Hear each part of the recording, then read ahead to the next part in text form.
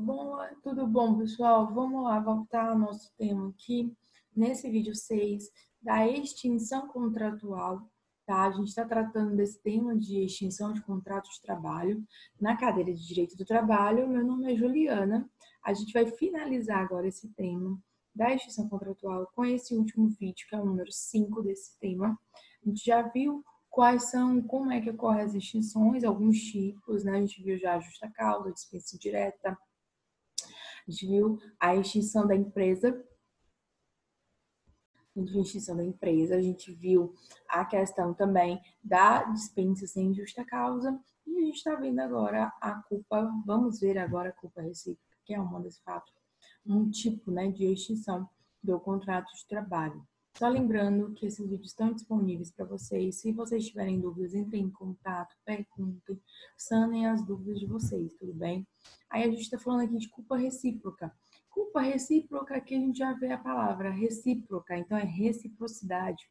Os dois pais, eu preciso de atos, eu preciso de causas dos dois lados. Então, sempre que se verifique simultaneamente, ao mesmo tempo, a prática de ato faltoso grave pelo empregado e pelo empregador, eu terei a caracterização da culpa recíproca. A culpa recíproca, ela tem que acontecer simultaneamente, ou seja, ao mesmo tempo. Deve haver nexo causal entre as faltas graves e ocorrerem ao mesmo tempo. Exemplo, o empregador ofende verbalmente o empregado e o empregado agride fisicamente o empregador. Então, tem que ser ao mesmo tempo. Eu tenho que acontecer ao mesmo tempo, simultaneamente, e duas faltas graves. Aqui a gente tem a falta grave do empregador quando vai ofender verbalmente o empregado, e a falta grave do empregado quando agride fisicamente o empregador. Então, os dois deram causa a essa rescisão, a essa extinção do contrato. Então, como os dois deram causa, o empregado tem direito a metade das verbas rescisórias que ele teria direito numa dispensa sem justa causa. Então, aqui ele tem direito a saldo de salário na totalidade, com o valor total de saldo de salário, 50% do valor do aviso prévio, 50% do 13º proporcional, férias vencidas na sua totalidade, 50% das férias proporcionais e 20% dos depósitos do FGTS. São essas as verbas rescisórias que o empregado terá direito quando houver culpa recíproca. Aí a gente também tem um outro tipo de extinção contratual, que é a rescisão por acordo entre empregado e empregador. Então, aqui eu estou falando de acordo. Acordo é a celebração da vontade das partes. Então, empregado e empregador podem, por comum acordo, extinguir o contrato de trabalho na forma prevista no artigo 484-A da CLT. Então, aqui eu tenho eles, empregado e empregador, em comum acordo, ou seja, acordo de vontade. Os dois querem que ocorra a extinção do contrato. Os dois querem que que esse contrato seja finalizado. Então, os dois estão interessados em extinguir. Então, por isso que é um acordo. Só que a ideia é o acordo para o empregado, os efeitos são similares a um pedido de demissão em alguns direitos, certo? Por quê? Porque pressupõe-se que esse empregado, quando ele pede demissão, ou quando ele está indo nessa forma de extinção contratual por acordo, ele está com outras perspectivas de trabalho, ou então ele está querendo algo no sentido de não precisar trabalhar, porque a ideia é todo mundo precisa de trabalho.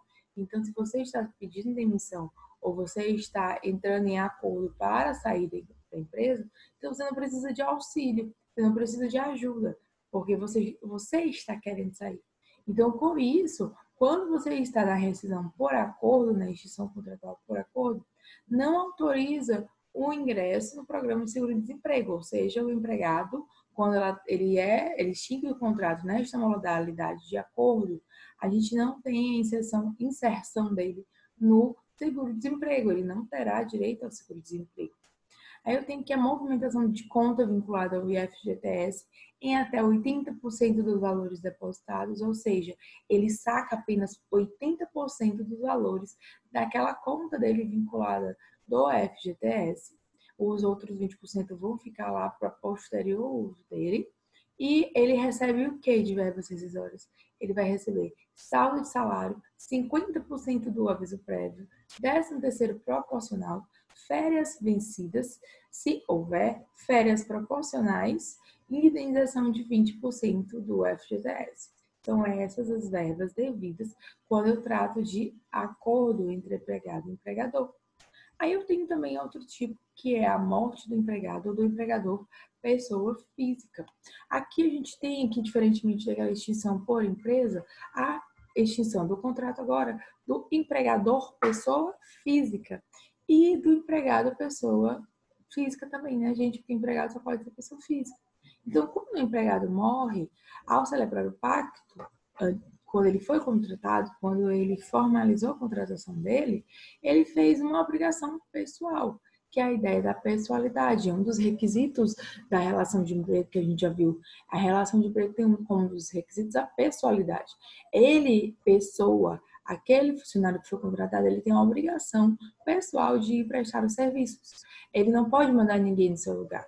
Então, é a pessoalidade na prestação desse serviço, naquele contrato de trabalho. Então, com a morte do empregado, o vínculo contratual dissolve-se automaticamente. Lógico, por quê? Porque eu tenho aqui, com a morte do meu empregado, a anulação da questão da pessoalidade nesse contrato e não tenho mais configurado uma relação de emprego. Então, por isso que quando o empregado morre, acaba-se, dissolve-se automaticamente o contrato de trabalho daquele empregado, que agora está morto. Mas ele tem direito às verbas rescisórias, ele tem, na verdade, os seus descendentes, né, os seus herdeiros, terão direito às verbas rescisórias daquele empregado, que seriam quais? Saldo de salário, 13º proporcional, férias vencidas, férias proporcionais. São esses os direitos, que o empregado terá direito, que a família do empregado terá direito de receber quando este falecer, tá? Aí a Lei 6.858 de 80 confere a possibilidade dos dependentes habilitados perante a Previdência Social e, na sua falta, aos sucessores previstos na Lei Civil indicados em alvará judicial, independentemente de inventário ou arrolamento, os valores devidos pelo empregador e a título de FGTS. Aqui a gente está tratando as questões dos herdeiros, certo? Aquele empregado que provavelmente não tem um testamento e ele tem herdeiros. E ele, ao morrer, como ele era um empregado, ele estava garantido na CTPS com seu vínculo, quando ele falece, ele deixa os seus herdeiros já habilitados, os seus dependentes financeiros, né? Por isso que são dependentes habilitados perante a Previdência Social. Os seus herdeiros, eles vão se habilitar na Previdência Social aqueles que são dependentes, aqueles que dependem daquele empregado para sobreviver. Então, com isso, a Previdência Social já os considera dependentes e possibilita que eles recebam a pensão. Então, se aquela pessoa, se aquele herdeiro, ele já está habilitado na Previdência Social, significa que ele já é herdeiro deste empregado que faleceu. Então, é simples documentação de habilitação na Previdência Social para receber a pensão deste empregado morto, ela pode servir como base para que esses herdeiros também dependentes tenham acesso às verbas rescisórias do empregado, tá? E na falta dessa habilitação, os sucessores previstos na lei civil, ou seja, os herdeiros normal, mesmo aquele que não esteja habilitado na Previdência Social. Aí eles vão ver fazer por um inventário ou arrolamento para ter acesso aos valores da Previdência Social. Esses habilitados, eles vão receber, no caso, então, os dependentes, os herdeiros, que tiverem também sido feito um inventário ou arrolamento, irão receber essas verbas rescisórias do empregado, certo? Porque eles são os herdeiros automáticos. Agora, caso inexistam dependentes ou sucessores, os valores devidos pelo empregador e os montantes das contas do FGTS reverterão em favor, respectivamente, do Fundo de Previdência e Assistência Social, do Fundo de Garantia do Tempo de Serviço, ou seja, Se não houverem herdeiros, se não houverem dependentes, se não tiverem sucessores, os valores que aquele empregador iria receber a título tanto de FGTS quanto das verbas rescisórias serão revertidos ao fundo de previdência do FGTS, tá?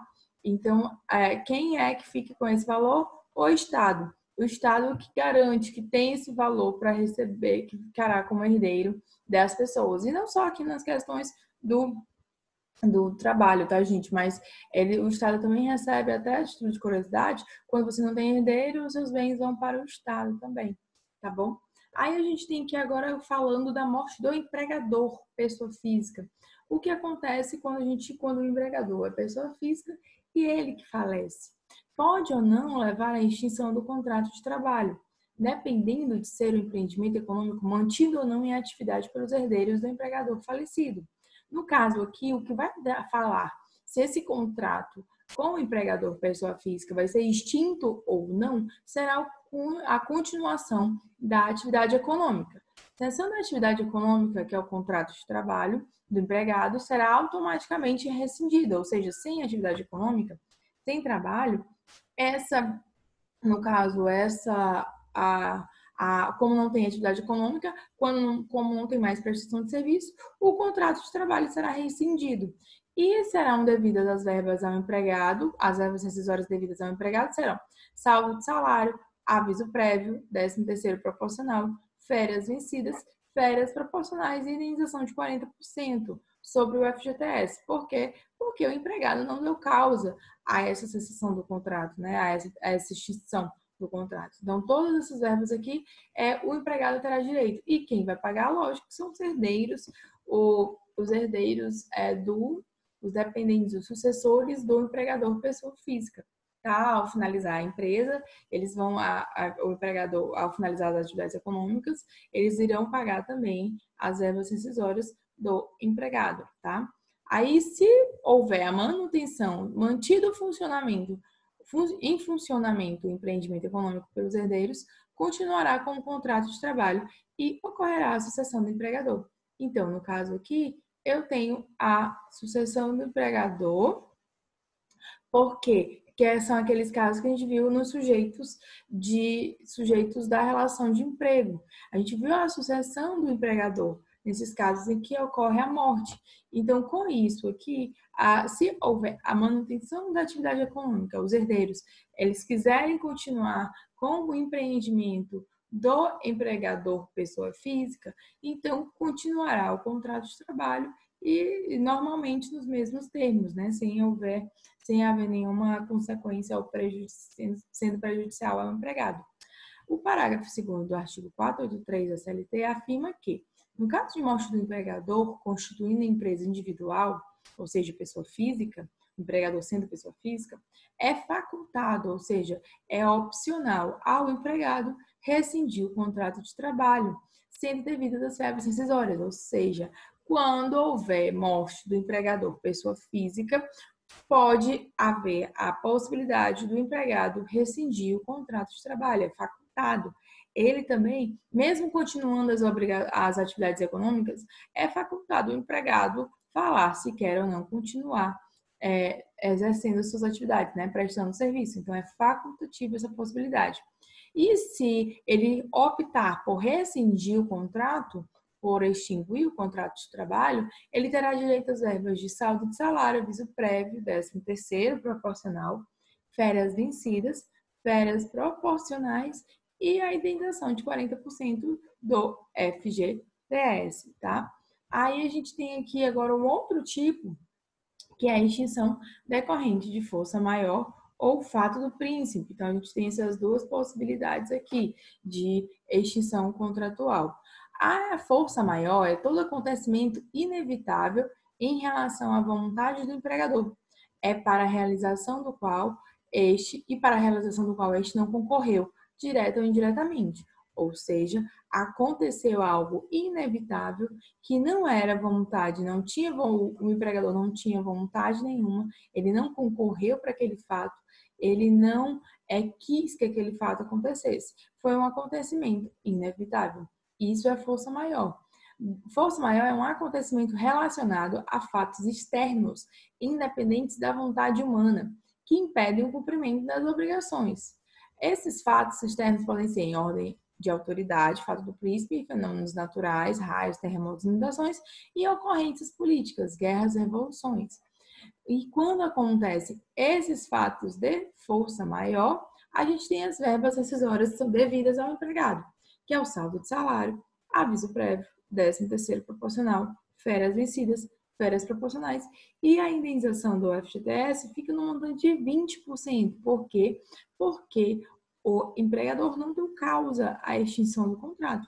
Então, o empregado recebe apenas 20% desse depósito do FGTS. Por exemplo, há uma descontinuidade das atividades, atividades econômicas do empregador, falência, fechamento, extinção ou encerramento total ou parcial das atividades da empresa, em razão de fatores externos, tais como alagamento decorrente de fortes chuvas ou tempestades que provoca a destruição da empresa. Incêndio no shopping, quando ocorre a destruição da empresa decorrente de um incêndio no shopping onde a mesma funcionava.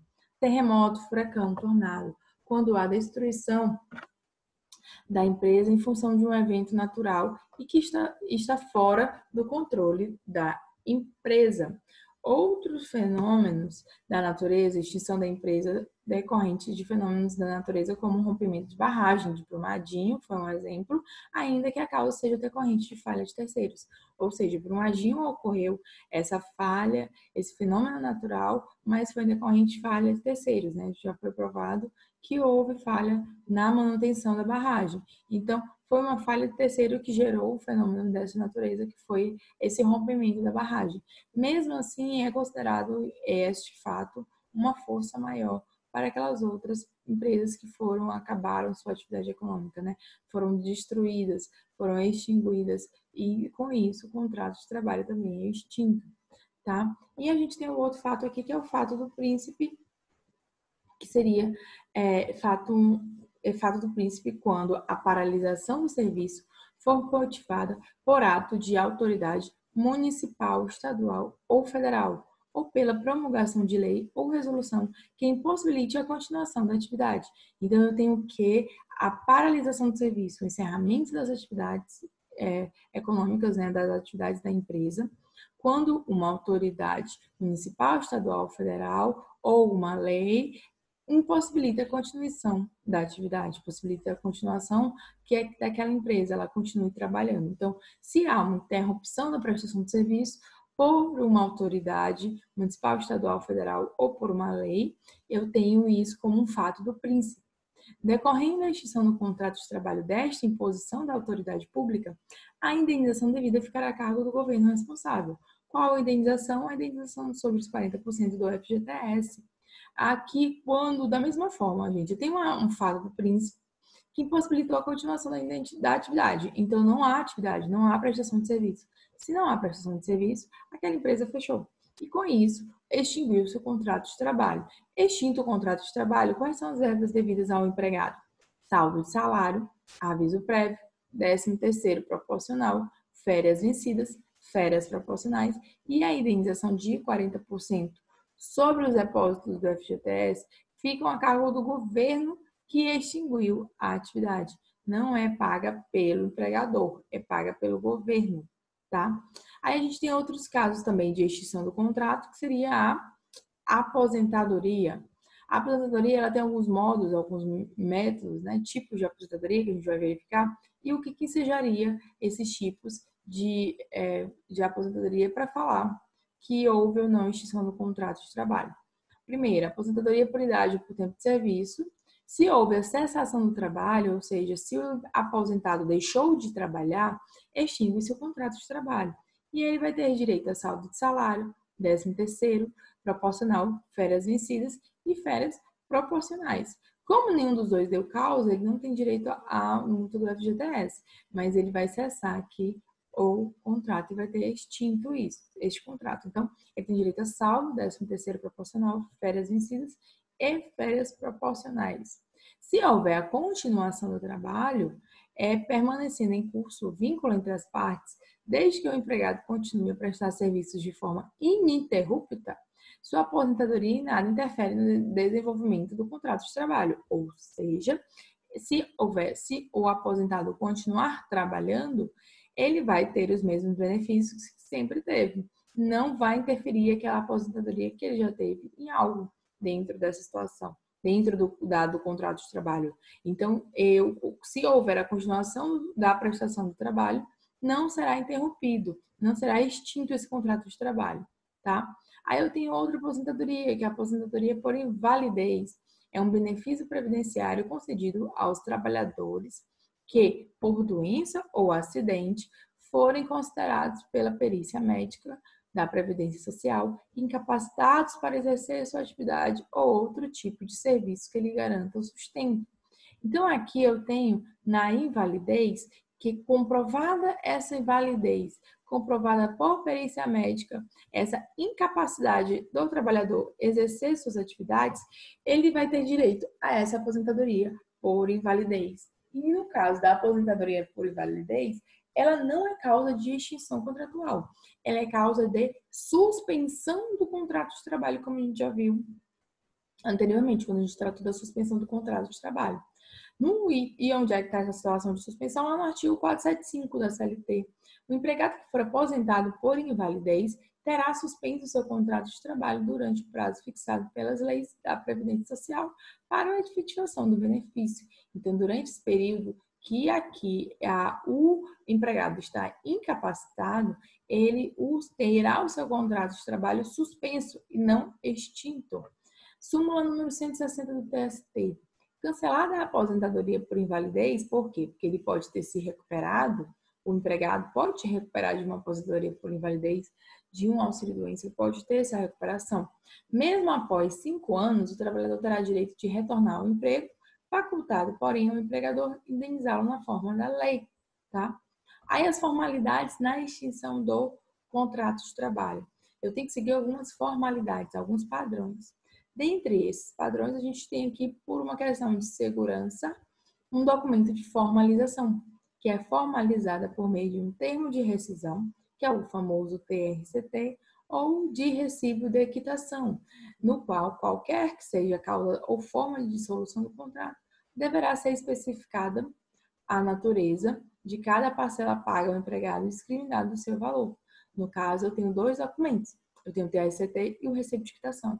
Na sua maioria, são entregues os 2 tipos durante a extinção do contrato de trabalho, para comprovar essa rescisão, né? Os documentos da rescisão são entregues os 2, tanto o TRCT quanto o recibo.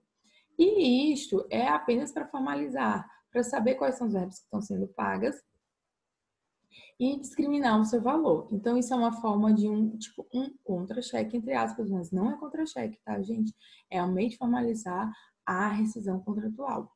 E isso eu vou falar, e lá está discriminado tudo que o empregado está recebendo, tá bom? Formalidades a serem adotadas pelo empregador na rescisão do contrato de trabalho está lá no artigo 477. Proceder à anotação na CTPS, ou seja, eu contratei, eu assino na CTPS, eu demito ou há uma extinção do contrato de trabalho, eu anoto também na CTPS. Comunicar a dispensa aos órgãos competentes, da mesma forma que eu comunico a contratação, eu tenho que comunicar a dispensa. Realizar o pagamento das verbas rescisórias no prazo, na forma prevista em lei, que a gente vai já ver, mas são 10 dias, tá? É o limite para pagamento dessas verbas rescisórias. Entregar ao empregado os documentos que comprovem a comunicação da extinção contratual aos órgãos competentes. Aqui a gente tem que entregar, por exemplo, as fichas do FGTS para saque, as guias de seguro-desemprego e todos aqueles documentos que necessitam, que o empregado necessita para tomar qualquer outra atitude após a sua extinção do contrato, certo? Aí a gente também tem aqui a quitação. A quitação dada pelo empregado no momento da rescisão do contrato de trabalho somente abrange as parcelas expressamente especificadas no instrumento de rescisão ou recibo de quitação. O empregado, ele só está dando quitação às verbas que estão descritas no TRCT. Qualquer outra verba paga durante o contrato de trabalho não tem validade se não estiver descrito no TRCT, para saber o que está sendo pago. Então, A quitação é apenas dessas verbas que estão lá no termo de rescisão ou no recibo de quitação. O prazo para pagamento das verbas rescisórias, o pagamento das verbas poderá ser em dinheiro, depósito bancário ou cheque visado, conforme acordem as partes, salvo se o empregado for analfabeto, caso em que somente poderá ser em dinheiro ou depósito bancário. Deverá ser feito no prazo de até 10 dias, contados a partir do término do contrato de trabalho. Ou seja, eu vou pagar essas verbas rescisórias através de dinheiro, depósito bancário ou cheque visado, no prazo de até 10 dias contados a partir do término do contrato de trabalho.